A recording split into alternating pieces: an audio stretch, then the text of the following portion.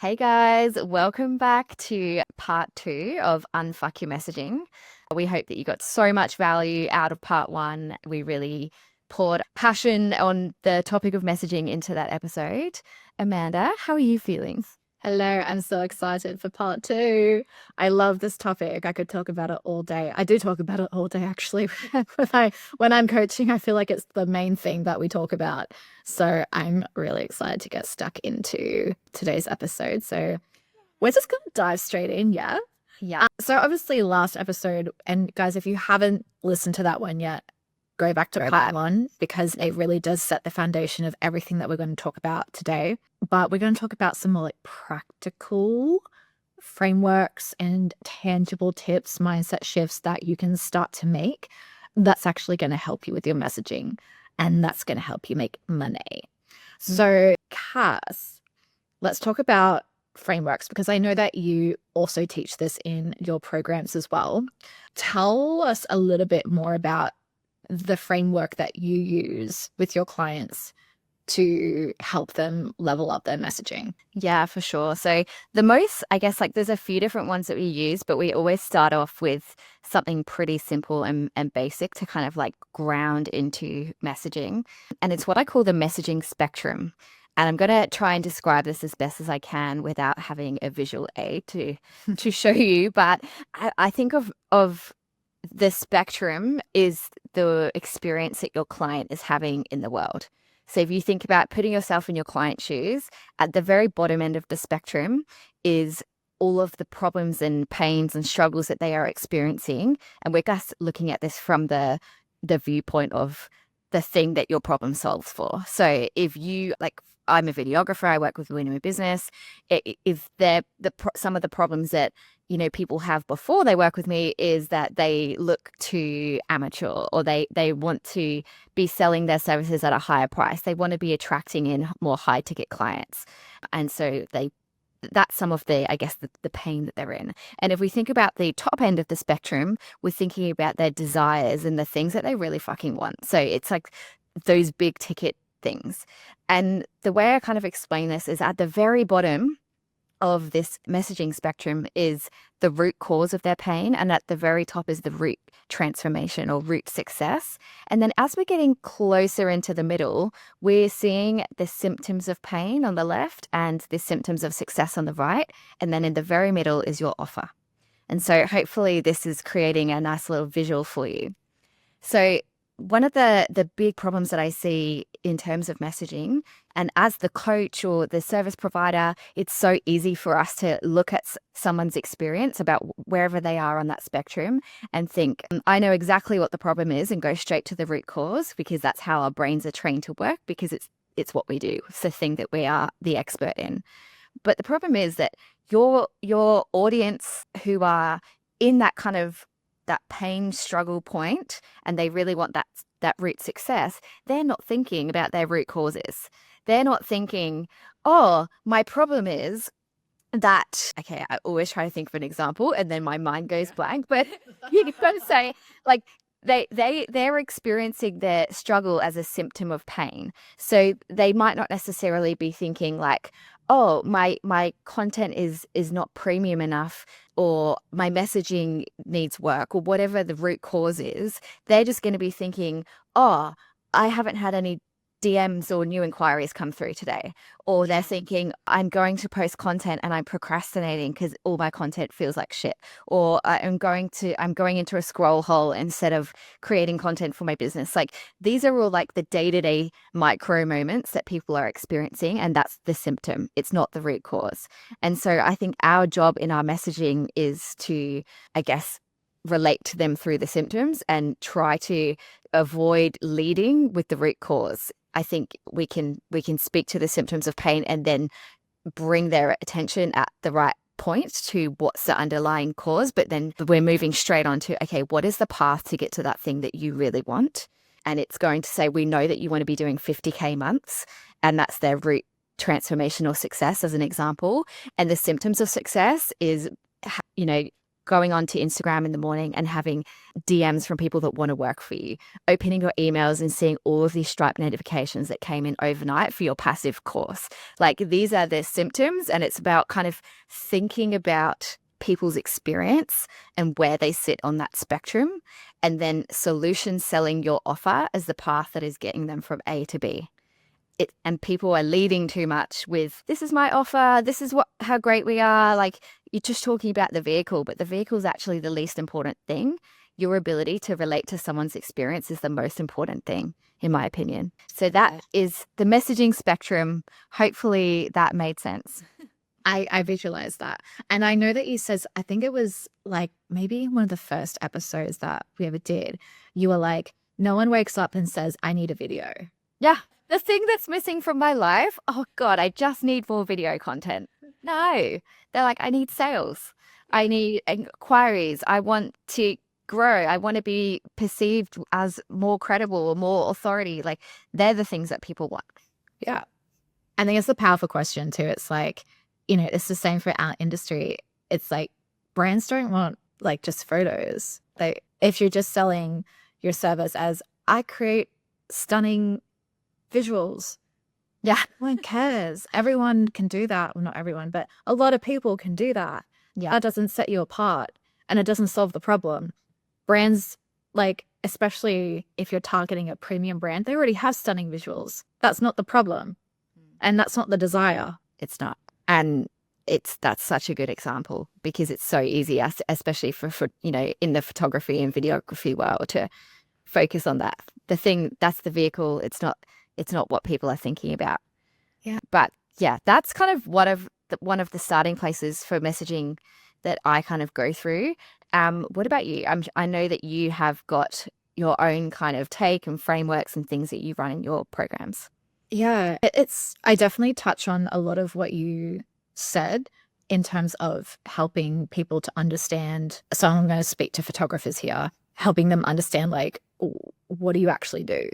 Because it's not take a photo, you know, what I just mentioned. But the first place that I really start is, it really is a blend of mindset and changing, like shifting your identity and then implementing the strategy. Because the thing that I find from people who go through my coaching, and I love that I can speak to them one-on-one because it's a space where people can actually voice what they're actually thinking. I could give you a script. I could give you an awesome script that puts you in your authority.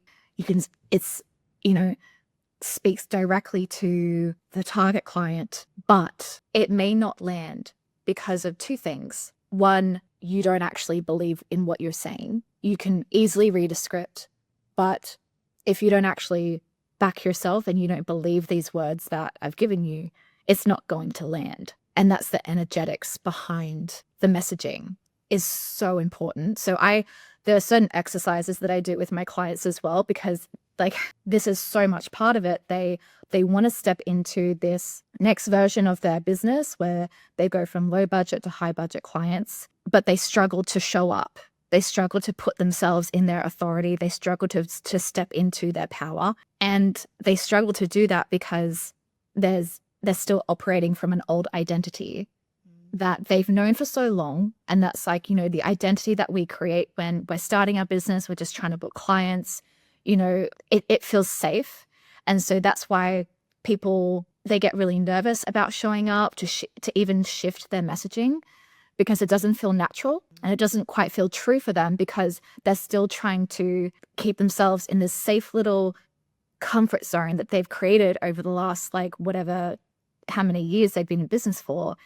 And it feels uncomfortable for them to say certain things because now, yes, maybe there is more responsibility with taking on a higher budget client.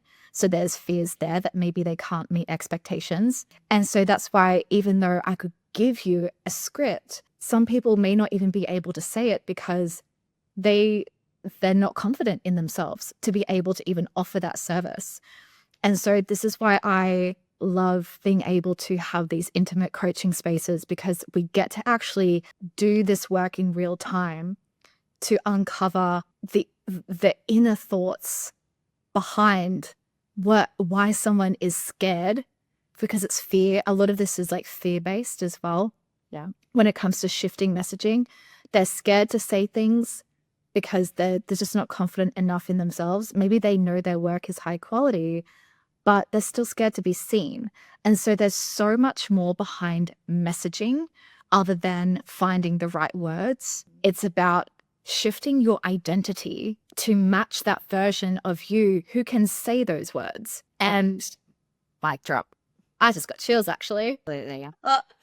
And I can notice this in myself. So I'm 8 years in business, and we've shifted messaging, in the last year or so again. But I'm so convicted in the things that I say, and I can feel that. I'm not afraid to hype myself up. And here's the other part as well. Like, people really downplay themselves. They're so afraid to, be seen as, I think, someone who might brag, but it's like you can hype yourself up on social media in a really good way that still makes it client focused. And we don't always want to come to it like, I can do this and I can do that. But at the same time, you still have to communicate why you are the one for that client. And yeah, there's certain exercises that we do within my coaching that helps them step into their power, because you have to feel it. Like, if you're going to say something in terms of messaging for it to land, so this is, people buy with their emotions, right? And that's literally due to our brain chemistry. Information filters through our logical brain, and then it filters through to our emotional brain, which is our limbic system. And that's how we make decisions based on what we buy. We also make decisions based on survival, so our reptilian brain. So there's 3 layers of our brain that are helping us make decisions. And when it comes to helping people move, even if you're speaking to, like, for photographers, even if they're speaking to brands, the feeling that the embodiment of your message has to hit. And that's where we have, people use the words like magnetic and attractive. We're not just in an era anymore of, oh, this person has good service, yeah, I'm just going to go work with them. It's, I love this person's energy. Yeah, I think this is going to be such an enjoyable experience. People are looking for an experience, not just get the work done kind of thing. People are attracted to energy. Yeah. And when you say things, it's how you say it. So imagine if, like, you have a script. It's the perfect script in the world, and it speaks directly to the target client. Person A says it very monotone. It's like, I help clients do X, Y, Z, and I help them go into retail stores and elevate their product photos, blah, blah, blah. Like, compared to person B, I help brands go into retail stores with elevated product photography and videography. Like, when someone walks down an aisle and they encounter this brand and my product photos are on those shelves, those photos are going to stop them in their tracks. Who do you think you're going to what feels better as the end user, the person viewing that reel, whatever the fuck it is, they're going to hire the one who has the best energy. And so I think part of messaging is helping, knowing how to step into your power and embodying what you're actually saying. That is so freaking powerful. If you guys take anything away from this episode, it is that energetic embodiment piece. It's so critical. And I totally agree with you. There's such a gap. Like, say we set this vision for future us, I want to be upscaling to be working with 5 to 10K product brands instead of the 1 to 2K that I'm currently at. But there has to be that shift internally for you to be able to hold that. And I think that's a lot of the nervous system work as well comes into that. And we've obviously spoken about it so many times on this podcast, but the energetic embodiment of showing up in your content in energetic alignment with who you are as a person, bringing that energy into your content requires you to feel in your soul that that is who you are, and that identity shift, which comes down to expanding your nervous system to hold that next level. And I think for so many of us, there's such a gap. And honestly, I see it actually even more so in our industry, in photographers and videographers, that they get to that certain level, and I get messages from people in my DMs asking if I'm doing coaching on this stuff, like how I'm not confident in front of the camera. Like I take the photos for other people, but I don't know how to show up on my own social media. Yeah. And clients are saying to them, oh, we love your energy. They're getting the business from repeat clients because the experience is great, but there's such a gap between who they show up as and who they are in real life.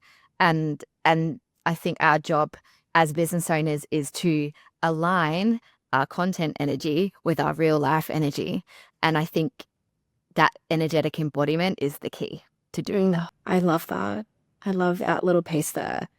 I think too, it also links to the way that you price. So obviously, like, you know, the messaging has to support the price that we're offering in our services or whatever our solution to the problem our clients are having. And I think a gap that I see a lot as well is, especially on the pricing piece, people are so scared to price what they actually want to charge. And I get it. I get all those fears behind pricing. I've been through all of them. But it's like, price like you actually believe in yourself, and communicate like you actually are able to help someone. Everyone has, like, so many people have this fear holding them back of, I think, exactly that piece you said about bringing that kind of more real life energy into their content. I know I've struggled with that as well. That's why I love like longer form content and these conversations, because like this is the real me. Like, this is as real as it gets. This is as real as it gets.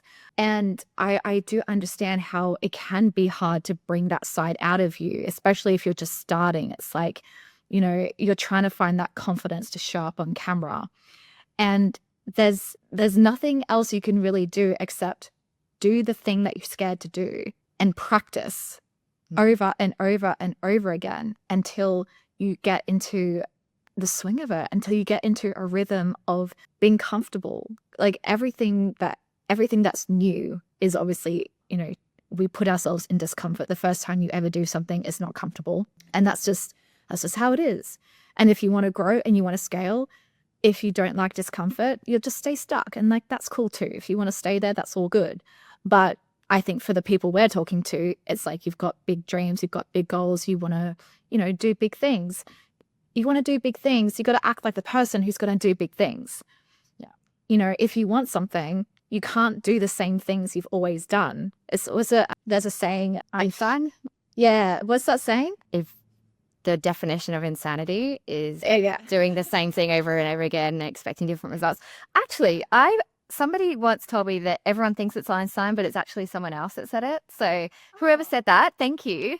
We should credit not still here. Probably not listening to the pod right now, but just in case. But yeah, I think for me, like the biggest piece that I really try and drill into people, and like I said, this is why I love coaching, because I can do this on a very personal level, is to get people to believe in themselves and like act like the person that you want to, who actually has the result, because you don't get the result first. The result doesn't come because like of nothing. You have to actually show up like the person who already has that. And that's the hardest part. Like that's where the discomfort comes from. But I assume if people are on this business journey, it is a personal development journey. And that's part of the deal. Yeah.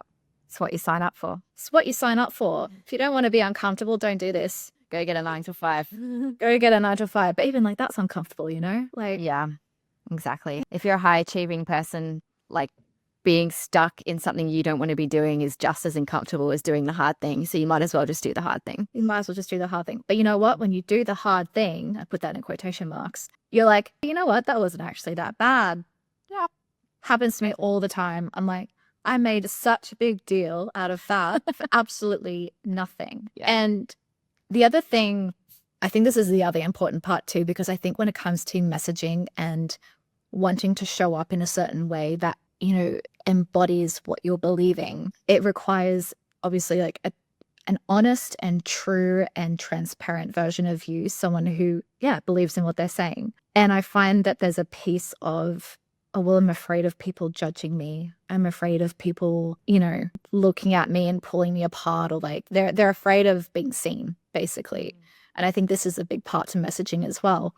and showing up. And something that I actually said to I said to the whole coaching container the other day, I was like, no one actually cares. No one's looking at you that closely because they're caring about themselves like you're caring about yourself right now. And it's like, no one has time in their day to sit there and judge you. And if they do, they're very sad people who aren't going after their own goals. Exactly.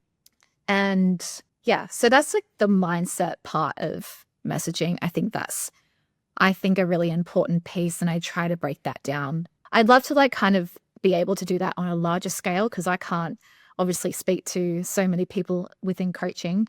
I'm only one person, but I would like to talk about something that you mentioned earlier around desire-led marketing versus pain point marketing, because I have seen people have opinions on this and I know we share the same opinion. Tell me more, because Strap in, everybody, because I got an opinion on this, as we both did.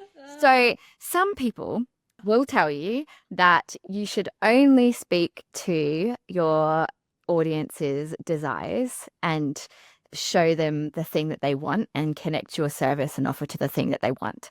And I do understand, or actually I don't understand the rationale behind this, but I understand, I guess, the attraction behind it, right? It's like, let's not talk about any of the bad stuff. Let's not be neggy. Let's not like have any kind of negativity. We just want good energy only. But I want you to think about any movie that you've ever watched, and can you imagine if you went to go watch a movie, you sit down, you got your popcorn, and then it shows you like the last 10 minutes and you're like, this is the outcome. This is the transformation. This is the beautiful ending.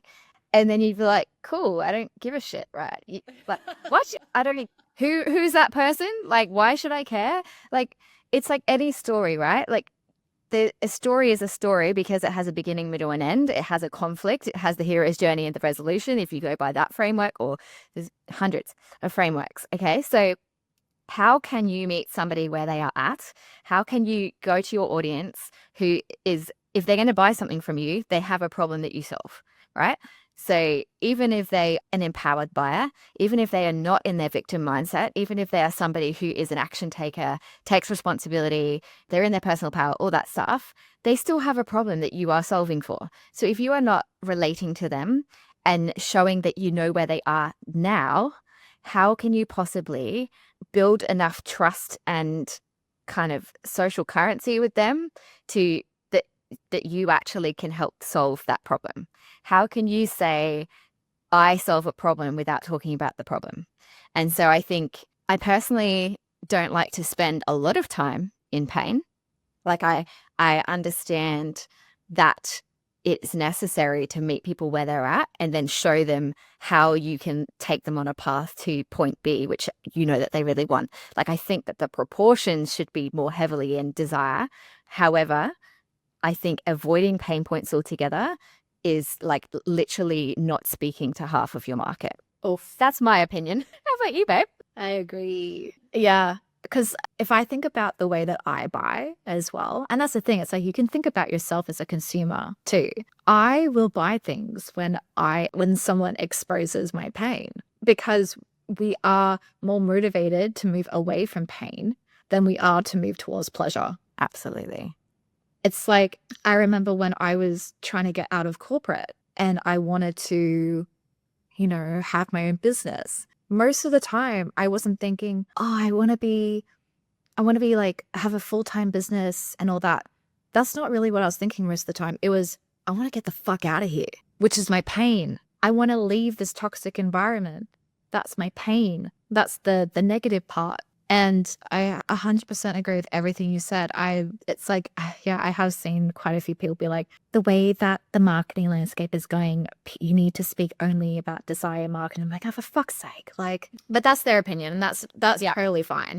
They have, the thing is, here's the thing. They're selling something. Those people who say that, it's a way for them. Like, isn't that in itself a pain point? Yeah, I was literally about to tell you that.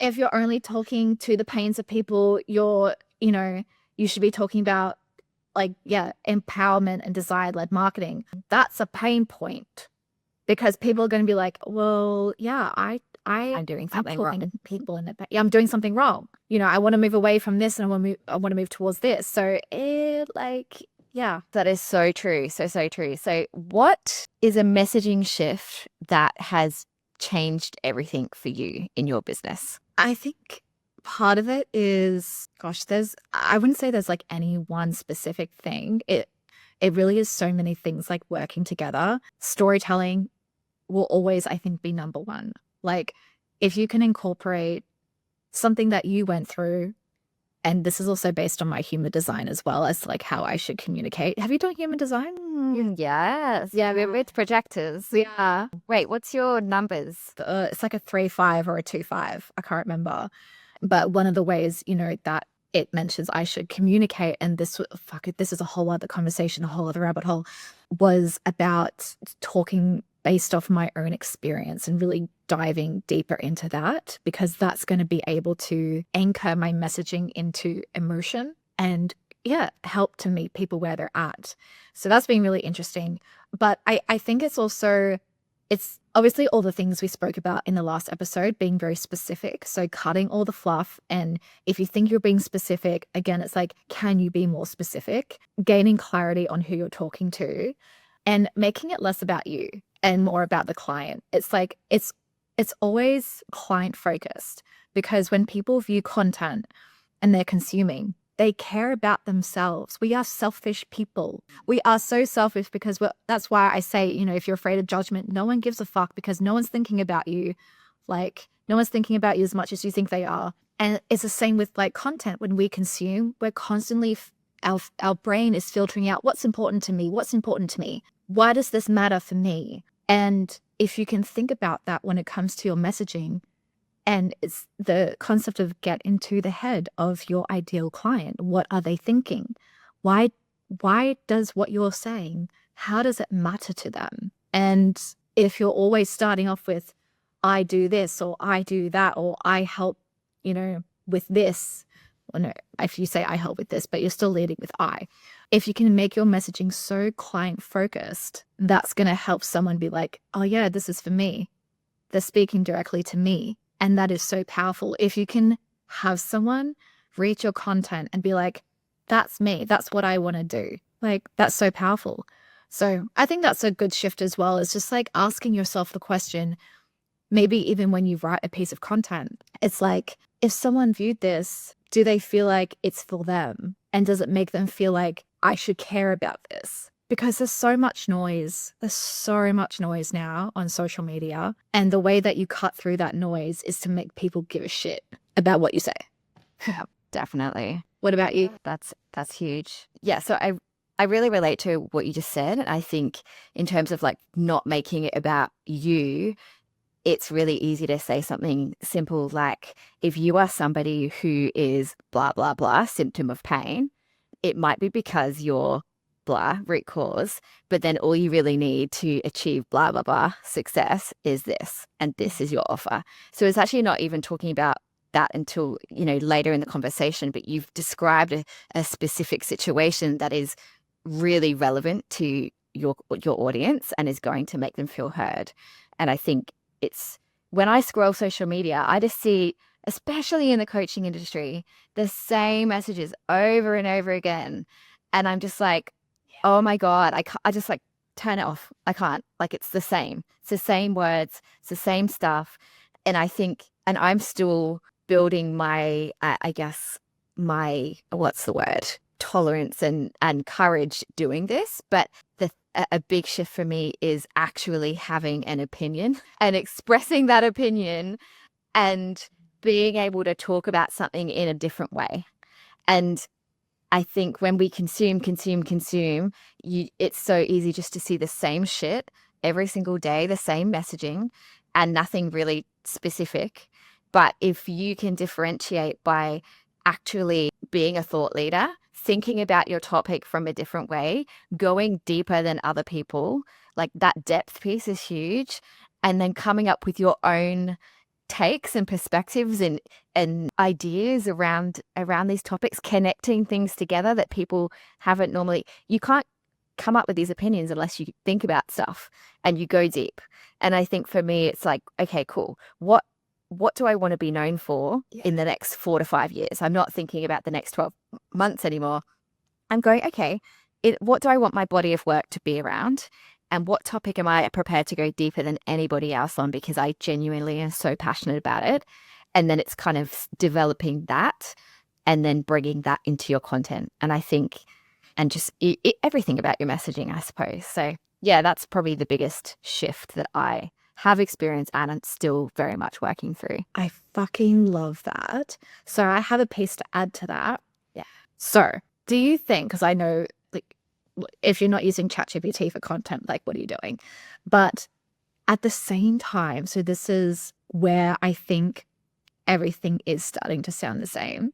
And I'm seeing this too. I can tell when ChatGPT's written something, and this is something I'm still navigating with myself, like, you know, trying to bring more of my voice. And it can, you know, it's just something we forever work on, I think, is bringing more of your voice into your content so it doesn't sound like it's everyone else. Do you think that with ChatGPT though, it's causing us to not be as opinionated, or it could even be causing us to be maybe a bit lazy or making us feel a bit more nervous to share opinions? Because I think also like when you think about sharing opinions, it can cause conflict because you're like, oh, I don't want to say the wrong thing because then someone's gonna maybe disagree with me. And the internet could be a pretty shitty place. But yeah, do you think that like with this whole ChatGPT thing, people are maybe getting a bit more lazy with their tone of voice and then obviously the tone of voice? I think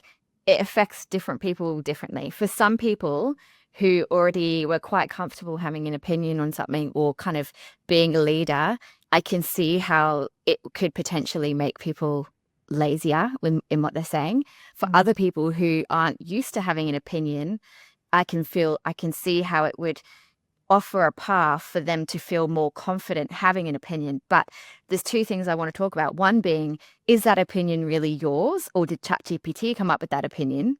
And the second thing I want to say is like, whatever camp you sit in, I think ChatGPT, and I use it as well. And so it's going, how do we not have this happen? But I feel like there is such a personal disconnect between the words that we're sending out and how we actually feel about writing those words. So I feel like the opinion that we're sharing, if it's not really come from you, like I guess it's different if you've got a really strong opinion, you put it in, you're like, oh, I'm just really shit at articulating that. This is what I want to say. And then it makes it sound better. But your thought was yours. But I think for so many people and the content, there is this energy disconnect between the words that we're writing and what we're actually thinking and feeling. Yeah. No, that makes total sense. What do you think? I very much agree. And because I can see that. Sometimes I see it with my own content as well. I mean, everything that I put out, I back. Like I'm confident in everything that I'm saying. And I think when you're using ChatGPT as well, it's not about it spitting out a million ideas for you. It's about you collaborating with it to be like, this is my vision. This is, like you said, this is what I want to say. I just need help like articulating it in maybe a more powerful, succinct, precise way. Because I know for me, I can sit there, I can like babble on for fucking a million minutes talking about something, trying to find my words. And sometimes you just want to be able to spit that out in 30 seconds so that it's, you know, going to be consumable for social media. But I do think like, yeah, there's a rise of content. And I think it's a stepping stone, like you said, where you've got the copy, but now it's like, how do you tweak that copy just a little bit, or even the format of the post so that it's you? Because I do see some posts where it's like, this sounds so fucking generic now because ChatGPT wrote it and it sounds just like everyone else.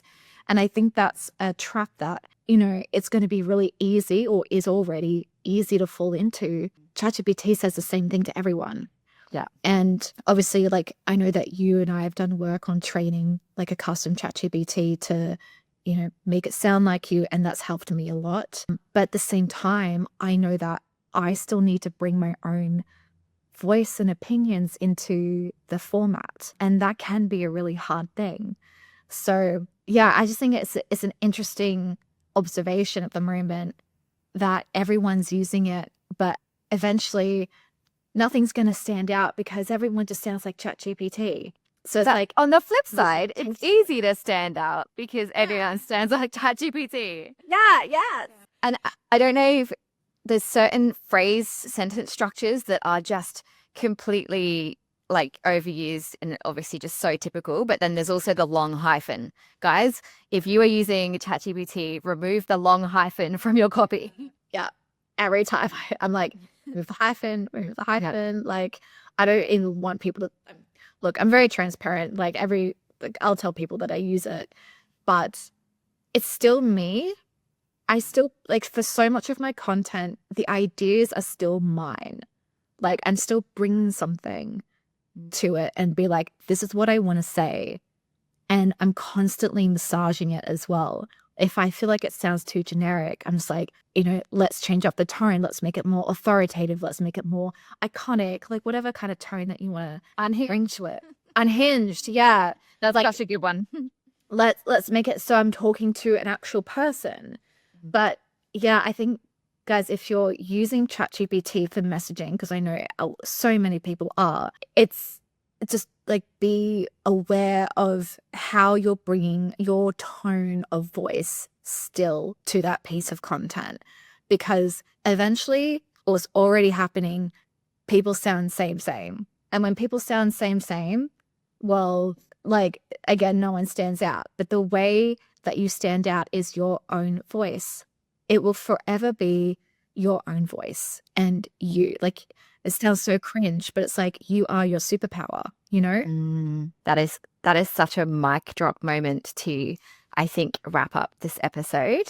Yeah. We really hope that you have enjoyed and got value from our messaging series, because it's a topic that we're both extremely passionate about, as I'm sure you've picked up. Yeah, we're really happy to share some of that knowledge and opinions with you on the topic. But we would love if you are having, if there's something that you're stuck on in your messaging or in your marketing and you would like our eyes on your business to have a look at it for you, there is a anonymous question link in the show notes. So go into the show notes and give us your scenario and we will be able to answer that for you on a future episode. So we would love to see a couple more of those coming through, because I just think it's such a valuable coaching moment that everyone can benefit from. Yeah, I feel like we're going to do more episodes on this topic because it is such a big topic. Yeah. And it is literally it's the thing that either makes you money or doesn't make you money. And there's so many faces to this, like so many moving parts. It's not just about the language, it's so many other things that we've spoken about that I feel like we could talk about all fucking day. But yeah, we will leave it there. But thanks for tuning in, guys. And yeah, if there's something else you want to know about too within, you want us to cover on messaging, go deeper into, yeah, you can drop that into the anonymous question box. All right, guys, have an amazing rest of your week and we will talk to you in the next episode.